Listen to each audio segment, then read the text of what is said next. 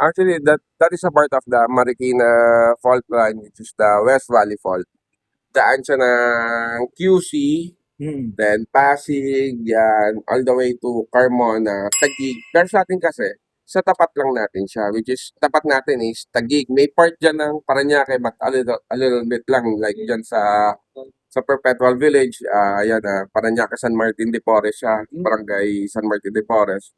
Pero a little bit lang. Pero, even though, hindi dahil sa hindi dumaan sa atin yung mismong fault line, is hindi na yayanig yun sa atin, hindi na mag-shake. Sigurado So ka. still, mas malakas pa rin yung shaking na mararamdaman natin. So kahit na hindi sa atin yung mismong way ng fault line. So we're expecting pa rin na medyo mataas na magnitude, diba? And remember, Parañaque is napakarami ng tao, sir. May mga offices, may mga companies, high-rise buildings. So, pagka nangyari yun, mas maraming maging casual.